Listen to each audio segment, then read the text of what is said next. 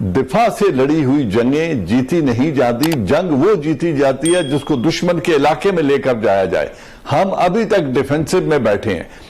ہندوستانی لیڈرشپ نے جب بھی کوئی فیصلہ کرنا ہوتا ہے وہ کر گزرتے ہیں۔ بابری مسجد انہوں نے گرا دی، انہوں نے پرواہ تک نہیں کی، عدالت نے فیصلہ لے لیا۔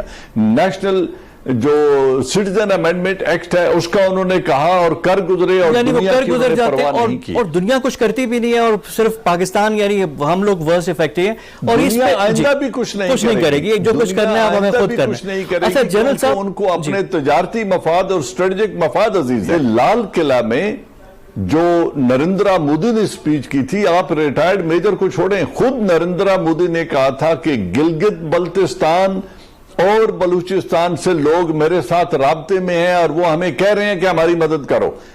تو اگر ان کا وزیر اعظم بھی گلگت بلتستان اور آزاد کشمیر اور بلوچستان میں رابطے میں ہے تو Ajit Doval is paid for this thing, اس کا تو کام ہی یہ ہے۔ وہ تو بڑا علل اعلان کہہ چکا ہے کہ ہم پاکستان کے اوپر حملہ آور ہوں گے، ہم اس کو دو لخت کریں گے۔ ان کے منسٹرز کا یہ کہنا ہے کہ پہلے پاکستان کے 2 ٹکڑے کیے ہیں، آپ 4 ٹکڑا کریں گے۔ تو اگر ان کے یہ عزائم ان کی حکومت کے ہیں، ان کی لیڈرشپ کے ہیں، اس کو بلا روک ٹوک وہ برملا کہتے ہیں ٹیلی ویژن پہ آ کے، تو ہمیں کس ایویڈنس کا انتظار ہے یا ہم کیا کر رہے ہیں؟ ہم کیوں اس بات سے ہچکچاتے ہیں؟ ہمیں کس بات کا خوف ہے؟ کیا اگر ہم مالی وسائل اور مالی امداد کی طرف دیکھتے رہیں گے تو جنگیں ریزالو سے جیتی جاتی ہیں؟ جنگ بدر سے لے کے تمام غزوات میں مسلمان رومیوں سے اور پرشین امپائر سے زیادہ طاقتور نہیں تھے۔ انڈیا کو ایک موقع مہیا کیا جہاں اس کا حوصلہ بڑھتا ہے، اور وہ ایک قدم کے بعد دوسرا۔ آپ نے دیکھا ہے کہ مودی اب جب اس نے شہریت کا قدم لیا یا آرٹیکل 370 کو انہوں نے ایبروگیٹ کیا، تو اس کے بعد سے اس کے سٹانس میں کوئی تبدیلی نہیں آئی ہے۔ یہ وہ آدمی ہے جو کر گزرنے والا ہے۔ اب اس کو ڈیل کرنے کے لیے اگر آپ کہیں ڈھیل دیں گے اس کو، تو وہ تو اس کو انکریج کرے گی چیز۔ یہ میں سمجھتا ہوں ایک بہت بڑا المیہ ہے۔ یہ ہندوستان جو ہے، کریڈٹ آپ اس کو ضرور دیں، جہاں اپنے دشمن کو کریڈٹ آپ دو، کیونکہ تبھی آپ آگے بڑھو گے۔ اس نے ہر طریقے سے، ہر طرف سے اپنی انٹرنیشنل ڈپلومیسی تکڑی رکھی ہے۔ اس کی لابنگ پاکستان سے تکڑی ہے، میں نے خود دیکھی ہے۔ میں نے واشنگٹن میں سینٹ میں دیکھی ہے، میں نے کانگریس میں دیکھی ہے، میں نے EU میں دیکھی ہے، میں نے برطانیہ کی پارلیمنٹ میں دیکھی ہے۔ یہ کیوں تکڑا ہے؟ Friends of India are pretty strong all over. ہمارے بھی ہیں ہاؤسز آف پارلیمنٹ میں بڑے اسٹرانگ ہیں، اچھے ہیں، بٹ ہماری آواز کیوں نہیں آگے جاتی؟ بتائیں یہ۔ میں سمجھتا ہوں کہ دنیا میں آپ کی آواز اس وقت سنی جائے گی جب آپ دیانتداری کے ساتھ اپنے ایشو کے اوپر سب سے پہلے خود آواز بلند کریں گے۔ اچھا، آواز بلند کرنے کے 2-3 حصے ہیں۔ ایک بین الاقوامی فورم پہ بات کرنا، دنیا کی دارالحکومتوں میں بات کرنا، جیسے آپ نے جو 42 جو جن کا ذکر کر رہے تھے، جو کانفرنس سیمینارز کیا کرتے تھے، اس طرح کے سیمینارز ہوں ساری دنیا میں۔ اچھا، یہ تو ایک حصہ ہو گیا۔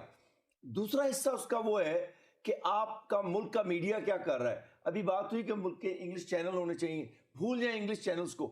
یہ جتنے چینلز ہیں اس وقت ARY سے لے کر آپ ٹیلی ویژن تک، شام کے پرائم ٹائم پہ 1 گھنٹے کا کشمیر پروگرام رکھ لیں، آدھے گھنٹے کا رکھ لیں۔ آپ کہیں گے جی وہ کمرشلی وائبل نہیں ہے، اور پتہ نہیں کیا۔ دنیا میں ہر چیز کو تجارت کے نقطہ نظر سے نہیں کرتے آپ۔ اگر آپ یہ کریں گے تو پھر آپ کے مسائل جو ہیں قومی پیچھے رہ جائیں گے۔ 2 باتیں ہو گئیں، تو یہ فوری حل ہے اس کا۔ تیسرا حل کیا ہے؟ تیسرا حل وہ ہے جو گراؤنڈ ریالٹی ہے۔ سید علی گیلانی نے جو اپنا آخری خط، جس کا میں ابھی آپ سے بات کر رہا تھا، اس نے کہا this is my last letter to Imran Khan, کہ ہمیں مدد دو۔ مدد دینے کا کیا مطلب ہے؟ میں اس کی تفصیل بتا دیتا ہوں جو میں ہر چینل پہ کہہ رہا ہوں۔ مالیاتی مدد، فائنینشیل ہیلپ، پلاننگ کی مدد، انٹیلیجنس کی مدد، semi military assistance, military assistance. دنیا میں گھٹیا سے گھٹیا بھی کوئی ملک ہوتا اور اس کے پاس اگر یہ ریزولوشنز 1948 اور 49 والے ہوتے، وہ اب تک اپنے لیے اس سرزمین کو آزاد کرا چکا ہوتا۔ اور تیمور کا مسئلہ جو ہے نا، جس کو ایسٹ تیمور کہتے ہیں، تیمور کہتے ہیں، وہ دیکھیں کیسے دنوں کے اندر انہوں نے حل کرایا۔ آپ اس کے لیے آواز تو بلند کریں نا۔ مصیبت یہ ہے کہ آپ ہر 2 ہفتے کے بعد ریٹائرڈ سیکرٹریز کا ایک اجلاس شاہ محمود قریشی پاکستان کا وزیر خارجہ منعقد کرتا ہے، اور یہ وہ لوگ ہیں جن کی اکثریت مسئلہ کشمیر کے خلاف ہے. They are against the issue of Kashmir. وہ جو ایک یہاں پہ ریاض احمد خان تھا, اس نے اسے کیا کہتے ہیں سرینا ہوٹل میں باقاعدہ کہا یار بھول جائے نا اسے اور اپنی دوسری معاملات پہ ذرا ترقی دی. تو میں نے انہیں کہا, میں نے کہا یہ آپ جب سیکرٹری خارجہ تھے تو اس وقت آپ انڈیا کے یہاں اسپوکس مین تھے اسلام آباد میں, یا اسے کیا کہتے ہیں پاکستان کی. انہوں نے تھوڑا سا بڑا برا منایا اس بات میں. بات برا منانے کی نہیں ہے, بات یہ کہ آپ کا مائنڈ کس طرف ہے. دوسرے یہ کہ شاہ محمود کے متعلق ایک بات میں کہنا چاہتا ہوں, اس کے بعد عمران کے متعلق. میں نے عمران خان کی 110% مدد کی ہے اپنے پروگراموں کے ذریعے, اور آئندہ بھی کروں گا. میں سمجھتا ہوں نیشنل انٹرسٹ میں ہے, آئندہ بھی کروں گا. لیکن کشمیر کے مسئلے پہ پرابلم یہ ہے, شاہ محمود قریشی از اے لے بیک پرسن آن دس کشمیر. ان کی دلچسپی کشمیر میں اتنی نہیں ہے. آپ کو یاد ہوگا 8ویں یا 10ویں دن جبکہ کور کمانڈرز کا بیان آ چکا تھا کہ ہم کشمیر کے لیے آخری حد تک جائیں گے, شاہ صاحب نے ایک صحافی کے سوال کے جواب میں فورن آفس میں بیٹھے ہوئے کہا تھا, اسی بات کے جب اس نے اس نقطے کو اٹھایا, اس نے کہا آپ ہمیں سوئسائڈ کی طرف لے جانا چاہتے